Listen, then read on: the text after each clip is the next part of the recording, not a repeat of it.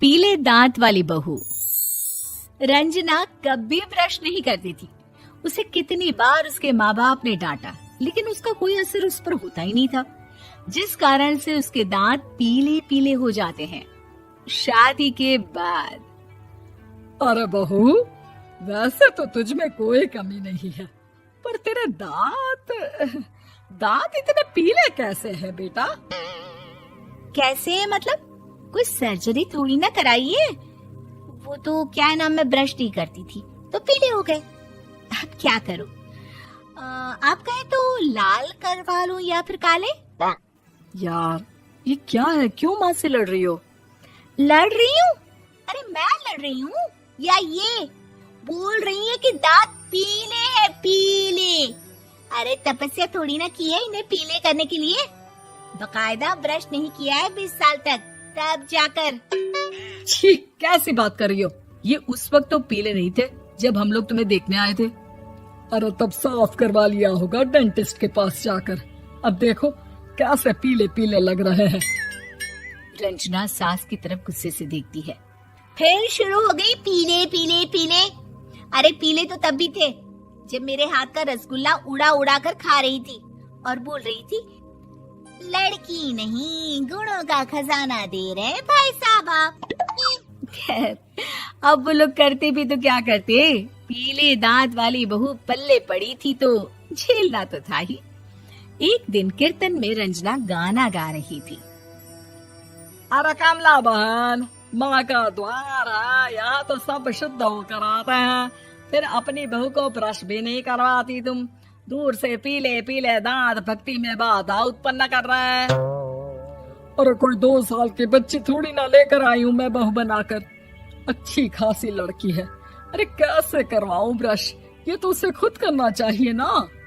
अब माँ बाप तो इसके जैसे तैसे निपटा दिए, ये नहीं सोचा कि सास कैसे संभालेगी। सास बहू को लेकर घर आ जाती है, लेकिन सोच लेती है कि अब इसे लेकर कहीं नहीं जाएगी। अगले रोज बहू कहती है, अरे क्या हो गया, मंदिर नहीं जाना क्या? कीर्तन का वक्त हो रहा है। मेरी मधुर वाणी से कान्हा जी जागते हैं और सोते हैं। आप तो जानती है ना उनकी भक्ति में कितना मन लगता है मेरा। वो क्या है ना, तबीयत ठीक नहीं लग रही है मेरी, आराम करूंगी मैं। तबीयत ठीक नहीं लग रही? अभी तो मिथुन के गाने पर नाच रही थी आप, और अब बोल रही है कि तबीयत ठीक नहीं लग रही।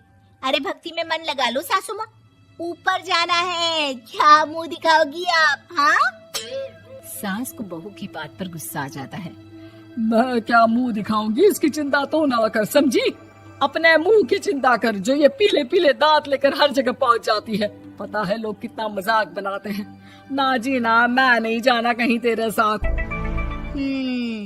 तो ये बात है, कोई ना, मत जाओ, मैं अपने कमरे में ही बैठकर भक्ति कर लूंगी। ऊपर वाला दांत थोड़ी ना देखता है, मन देखता है, भावना देखता है। और अरे बस बस, तू सब कुछ दिखा, बस ये सफेद चमकदार दांत ना दिखाना किसी को, है? जा यहाँ से।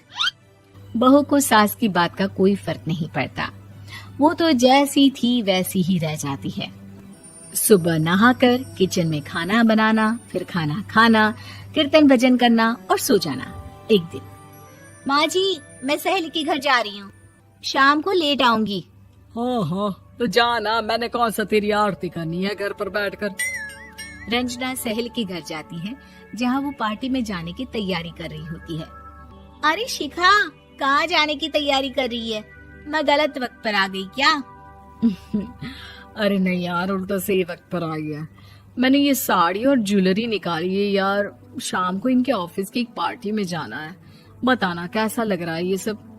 नहीं यार, इस ड्रेस के साथ तो वो वाली ज्वेलरी अच्छी लगेगी। हाँ हाँ सही बोल रही है, मैंने ध्यान ही नहीं दिया। वैसे तो हमेशा से मस्त फैशन सेंस रखती है। तो बड़ा जाती होगी ना पति के साथ पार्टी में। रंजना कुछ नहीं बोलती, बस सोचती है कि यार काश ये बात सही हो जाती, पर मैं क्यों नहीं जाती पार्टी में? क्या इन लोगों की कोई पार्टी होती नहीं होगी? रंजना घर आती है और रात में पति से सवाल करती है, एक बात बताइए, आप मुझे किसी पार्टी में क्यों नहीं ले जाते? क्या आपकी यहाँ ऑफिस में पार्टी नहीं होती? पति बेचारा क्या कहता कि दांत पीले हैं तुम्हारे इसलिए। अरे कोई पार्टी होती नहीं हम लोगों के ऑफिस में, तो कहाँ से लेकर जाऊं? और मार्केट, मॉल, कहीं वीकेंड घूमना, कहीं तो। अरे यार, सारे हफ्ते में एक छुट्टी मिलती है, तो सोचता हूँ कि आराम ही कर लूं। क्यों? रंजना मन मार के रह जाती है।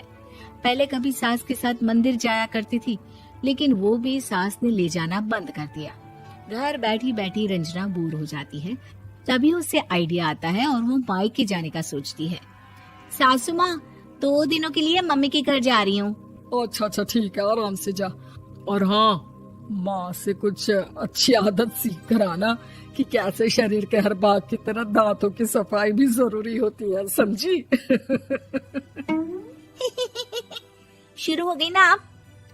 वो लोग आपकी तरह नहीं है कि छोटी छोटी बात का बतंगड़ बना दे। उन लोगों के लिए मैं मायने रखती हूँ, ना कि मेरे पीले पीले दांत। रंजना माँ को बिना बताए उन लोगों को सरप्राइज देती है, लेकिन जैसे ही वो दरवाजे पर पहुंचती है, अंदर देखती है कि घर वाले कहीं जा रहे होते हैं। अब माँ, काश रंजना दीदी के दांतों वाली प्रॉब्लम नहीं होती, तो वो भी हम लोगों के साथ चलती ना बुआ जी की बेटी की शादी में। हाँ बेटा, लेकिन अब उसे कौन समझाए कि उसको उसके पीले दांत नहीं दिखते, लेकिन उसके आसपास के लोगों को कितना एम्बैरेसिंग फील कराते हैं। मुझे तो कितनी बार उसके स्कूल की टीचर ने शिकायत की कि उसके साथ कोई लड़की बैठना भी नहीं चाहती, और ना ही कॉलेज में कोई उससे बात करना चाहता था। लेकिन पता नहीं क्यों उसे ये बात समझ में ही नहीं आती। कोई कमी नहीं है उस लड़की में, बस यही कि दांत पीले हैं। वो तो भला हो जीजा जी और उनकी माँ का, जो दीदी को जैसी है वैसे ही रखा हुआ है। रंजना को अपने घर वालों की बात सुनकर बहुत दुख होता है। वो सोचती है कि वो क्या करे, लेकिन फिर वो सीधा डेंटिस्ट के पास जाती है, अपने दांत चमकाती है और कसम खाती है कि वो रोज ब्रश करेगी। अरे क्या हो गया? तुम तो 2 दिनों के लिए गई थी ना, पर कोई ना, अच्छा है, चलो आ गई तो। रंजना सास के सामने आकर खड़ी हो जाती है और पूरी स्माइल करती है, उसके चमकदार दांतों को दिखाती हुई। हैं? चले मंदिर। माँ, मुझे माफ कर दीजिए, मैंने आप लोगों को बहुत एम्बैरेसिंग फील करवाया। मैं आज से रोज ब्रश करूँ।